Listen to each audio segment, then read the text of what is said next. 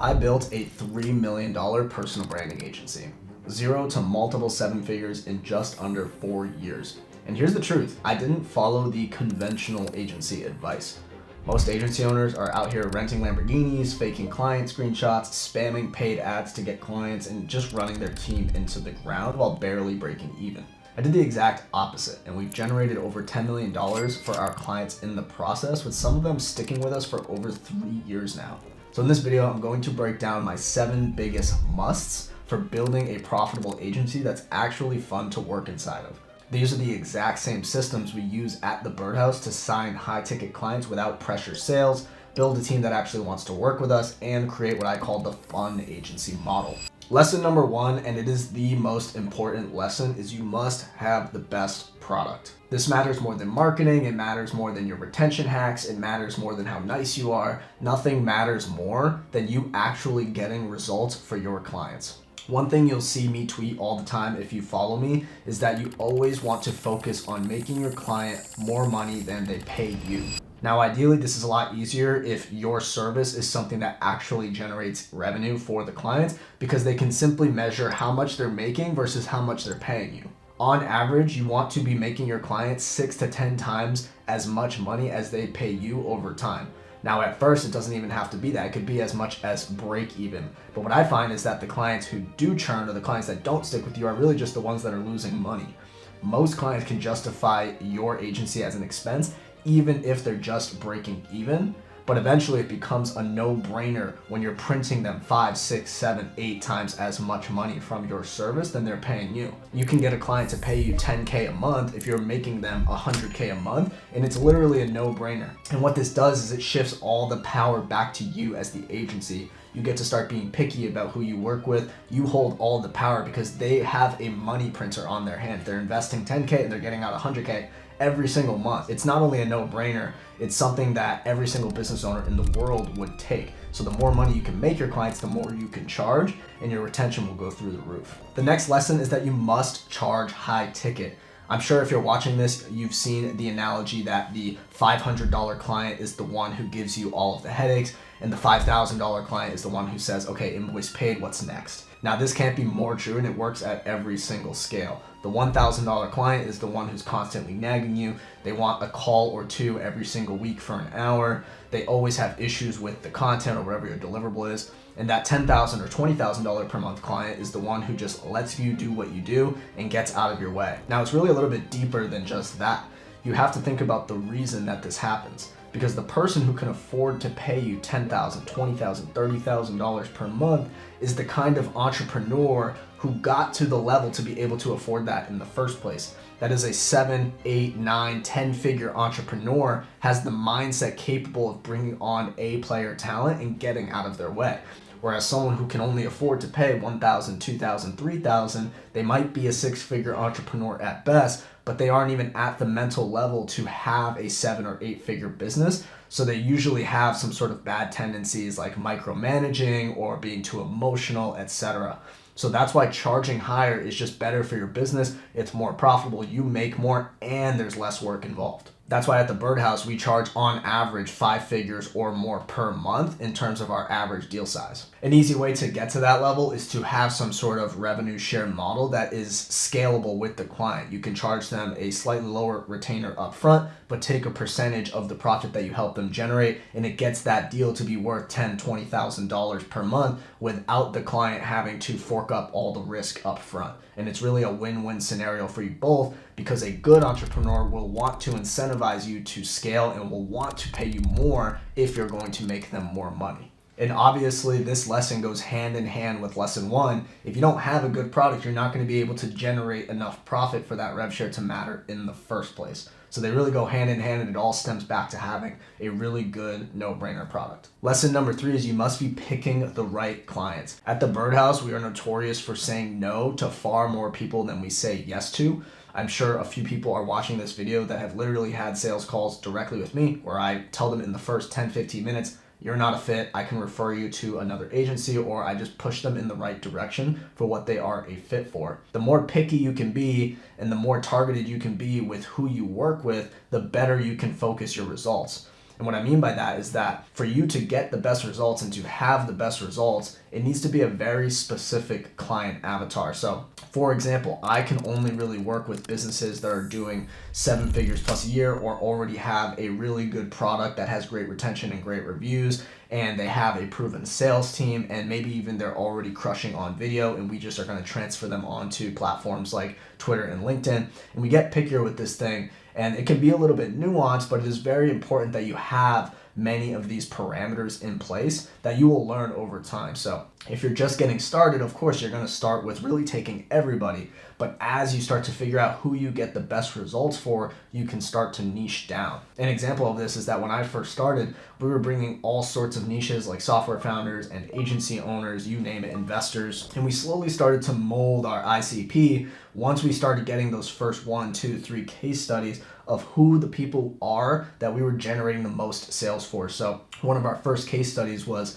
scaling a coach to like 100K a month. And when we were able to do that, that was kind of my light bulb moment where I was like, we need to get more guys that have similar businesses to him that we can generate 100K plus per month for on Twitter. And that allowed us to slowly dial in our ICP, start adding that rev share, etc., and raising our retainer. Now, the beauty of this is that as you niche down, you can also raise your prices because you have a more niche product.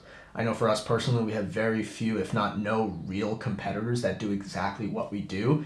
And that is only possible because we've niched down so much. So we help such a specific person that we're able to even have a wait list of people that want to work with us. And the beauty of this is if you have control over who you want to work with, it allows you to not accept the people that are headache clients, that are very shitty to work with, and that just bring the overall morale down. And this is how you build that fun agency model that you're excited to work in, because you're able to choose the clients you want to work with rather than just feeding off scraps of whoever comes to your door. Now, this next lesson is one of the biggest differences between a 6-figure and a 7-figure agency.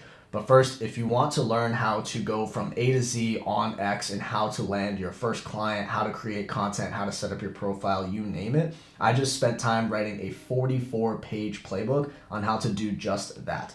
So click the link in the description, enter your email, and we'll get that sent over to you immediately. Which brings me to lesson number 4, and that's you must have the best team. I get asked all the time how to attract A players, where do I hire people from, where do I source my talent, and there really is no perfect science, but one thing remains true is that you must have A players in your team to scale your agency. Now, one of the things that's worked for me is hiring through my personal brand. Every single person I have hired on this team has either come through my personal brand or come through my network, which was built from my personal brand in the first place. People that I've met along the way, people that I've DM'd, people that I've talked to, people that I've worked with have referred me talent. Also, I've tweeted just hiring, looking for X, Y, and Z, looking for a writer, looking for an SDR, and people come through my personal brand, and that's where I've sourced all of my talent. The most important thing that I've realized about hiring is not just hiring for the skill, it's hiring for the culture fit. Culture is by far the number one most important thing when it comes to building an enjoyable business. You are spending 90% of your time working in this business, and if you are working with people you do not like, people you don't vibe with, people who have no similar interests, maybe even people that aren't even in your similar age group, it's just going to be so monotonous, it's going to be so boring, it's really not going to be fun at all. This is why for me personally, I've hired a bunch of guys and a bunch of girls who have similar interests, similar age groups, have similar talents, similar backgrounds, and we just all kind of vibe with each other. And that's one of the most important things that I've found with building this business. Now, you might sacrifice a little bit of growth. You might sacrifice a little bit of that upfront expertise, but you can build it all on the job, from shadowing, from learning while doing, from SOPs, from trainings, and you can kind of build that backstop to build the A player talent. You can bring on people that have the raw fundamentals. So for me personally, a lot of the people I hired were already on Twitter. They already had a couple thousand followers themselves. They might have even ghostwrited in the past. A lot of them were freelancers or maybe had agencies of their own. And I forget who said it, but a 7-figure entrepreneur really should be focused on hiring a bunch of 6-figure entrepreneurs to help grow that business. If you have an 8-figure business or you're trying to scale to 8 figures, you need to have a bunch of 7-figure entrepreneurs in your business, and so on and so forth. So that's really the focus, is finding people who are those talents, who have that culture fit, that want to grow with you and want to build the business and the vision that you've set out. Now, some of the most important things about building a really great culture is really caring and truly caring about the goals of the people in your business. So something that I do every single year, and I just did this last week, is asking every single person, no matter what level on the org chart they are, asking every single person in the business, what are their personal goals? What are their physical goals? What are their spiritual goals, their financial goals? And I have them list them out for me every single year. I pin them up on Slack, and I do everything in my fucking power to help them hit those goals. Because if you help people grow, they'll stay with you, they'll stay loyal to you, and they'll help build that vision with you, and they'll commit to it because you're helping them achieve everything they want to achieve in their life. As soon as someone stops achieving their goals, whether it's financial, whether it's personal, you name it, they're gonna go looking elsewhere to help them achieve those goals, because at the end of the day, everyone is their own person. Everyone has their own vision for their life.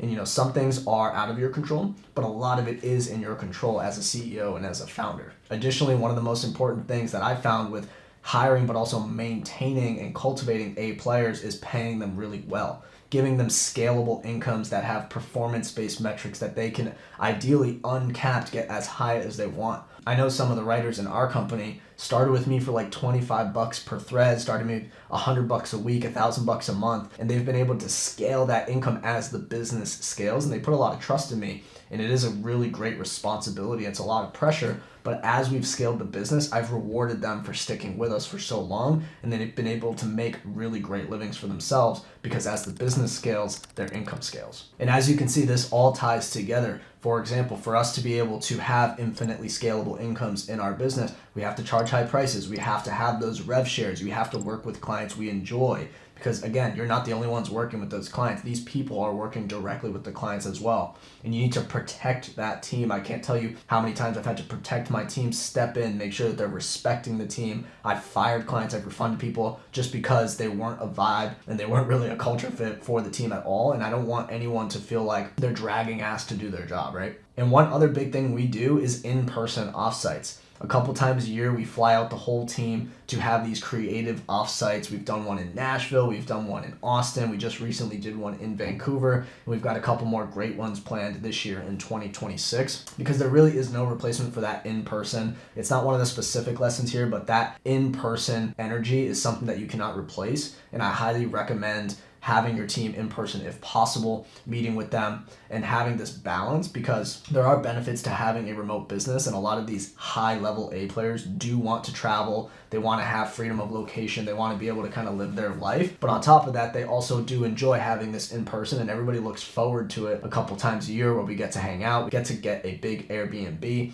you name it. So it's really a lot of fun. By the way, you can go check out our $15,000 company offsite vlog, and that was a ton of fun, and you can kind of get some insight into our company culture in one of those offsites. And lesson 5, and this is one thing that people think is a waste of time or they might think is a waste of money, but you need to live your brand. Something that I've always done is try to incorporate the brand into my life as much as possible so it becomes second nature. If you've ever seen the movie Inception, this is almost like you're planting ideas in people's brain about your business. I always wear the birdhouse hat when I can. I have the birdhouse hat here. I have Pokemon cards behind my desk. I have an Arsenal jersey that says birdhouse on it. You'll always see, even on our website, that everything is branded in a certain way. I try to use the blues as much as I can. And this is really important because what it does is it just increases the percentage of mind share you have with your audience and keeps you top of mind. I can't tell you how many referrals I've gotten to this business from people I've never heard of and never met. I'll get a sales call booked and they'll say, yeah, this person and this person told me to reach out, or this person told me to book a call. And I have no idea who this person is, but they're probably followers, someone who understands the birdhouse and has seen us on all platforms, because we're constantly pushing the brand, we're constantly pushing the colors, we're constantly pushing our vision across everything, not just trying to acquire clients, but we're always just pushing everything. So one of the things we do is we have custom jackets, we have custom patches, and again, I'm sure it'll be popped up on the screen, but I try to have every single team member bought into this vision so I can get this brand as far and as wide as I possibly can. And what it shows as well is a commitment to the brand. Another thing I've learned is that the longer you're in the game and the more committed you are, your prospects can feel that energy. They can feel how committed you are to the vision, and it makes them think you're more legit because you are. It makes them see how committed you are, and it makes them want to join that, and it gives them a little bit of FOMO, and it makes them more likely to buy. It's important to be proud of what you're building, because you are building not just a business and not just an agency, but a brand and a lifestyle, and making this more than just a marketing agency. Lesson number 6 is you must unapologetically reinvest in networking. I've already mentioned it a couple of times, how many referrals we've gotten from just networking and from just knowing people in the industry. I personally have been to so many different headquarters of softwares and events, and like I said, I've flown my team out for offsites, but I've also flown out to shake clients' hands. This stuff compounds so much. I've been out to the school headquarters and shook hands with Sam Ovens. I've been out to the acquisition.com headquarters, the WAP headquarters. I've joined $50,000, $60,000 masterminds where I've met dozens and dozens of 7, 8, and 9-figure entrepreneurs. And every single time without fail, it leads to a client, whether it's immediately on the spot or it's 1 to 2 years down the line. That networking compounds over time. It makes it so referrals become a huge part of your client acquisition. It gives you word of mouth, and it just increases the brand awareness. And again, all of these lessons go hand in hand. If you don't have really good results and you don't have a really good product, you're not going to get any results to showcase. You're not going to get any of that word of mouth, and you're not going to have that good reputation that compounds with the networking and that compounds with living your brand. And these all work hand in hand. So you can't just pluck out 1 or 2 lessons. You need to apply all of the lessons in tandem together. A practical example of this is I recently joined Jeremy Haynes' Inner Circle Mastermind, and our revenue literally doubled within 6 months of joining that mastermind. And I can't stress enough how much that was impacted by just networking, meeting entrepreneurs, signing clients, you name it. It was just almost osmosis. I absorbed the revenue. It's hard to explain, but networking is just something that's so intangible that you have to be doing if you want to build a long-term scalable agency that's enjoyable. And there's one thing I still do to this day in my business that every business coach says to stop doing, but it's actually the secret to why our clients love us so much, and one of the things that is unscalable but is extremely worth it. And that's doing the unscalable things. You need to be having a white glove concierge level service. Think of this like a 5-star resort. You are the concierge, and your client, of course, is buying your product or your service, but you can offer them much more than that. Whenever a client comes to us and has a question about their CRM, they have a question about email, a question about their website, I am always ready with referrals, people that I can give them for contacts, making introductions, or I might even just have templates on hand. I give people Google Sheet templates. I give people software ideas. I give people much more than our service because I can. It's stuff that's up here. It doesn't really cost me anything. I know it's not scalable, but it makes you a white glove service that is customizable for each person. Everybody's experience is a little bit different and more tailored to them. A practical example of this is a client comes onto us and they need to change CRMs for our service to work. Now, I'm not a CRM building agency, but I have a CRM building template ready because I know that our clients will get better results if they have a functioning CRM. The same thing with video, because if a client of ours has really strong long form and short form video, that really helps the writing team with nailing their voice or having more viral ideas or having a bigger internet presence that will improve their conversion on sales. So it's just a win-win anyways. So having this white glove level service is extremely important, and it's a little bit unscalable, but it's something that goes a long way when building clients that will stay with you for the long term and pay you a ton more money. The bonus of this is that not only does it create loyalty among your clients, it also creates loyalty among your referral network. And once again, like some of the other lessons, it's just another way to compound even more referrals. And I've always said this, but the best way to get referrals is to give referrals. So there you have it, the 7 lessons that has taken the Birdhouse from 0 to over $3 million. Number 1, have the best product. Number 2, sell high ticket. Number 3, pick the right clients. Number 4, have the best team. Number 5, live your brand. Number 6, unapologetically reinvest in networking. And number 7, do the unscalable things. Now, I know this is a lot of information to consume, and you're thinking, Marcos, this is a lot. I'm just starting out. Where do I begin? And I recommend starting with level 1. Make sure your product is actually good. Get some case studies and post them online. Then move to lesson 2, raise your prices. Then slowly work through the rest one by one. It's a marathon, not a sprint. But if you're a 7 or 8 figure business owner already, you can take 1 or 2 of these lessons and massively supercharge your company. And if you want more content like this and you want to see how at the Birdhouse we get clients results, get them clients, go viral, I did just write a 44-page X playbook that you can get at the link down below. It has a bunch of the tactics and frameworks and mental models that we've used to generate over $10 million followers on Twitter. So be sure to enter your email at the link below and you'll get that sent over immediately. And if you want to learn how to go from 0 to 10,000 followers fast, make sure to click this video and watch that ASAP. Thank you so much for watching. I hope you got some value out of this. Cheers.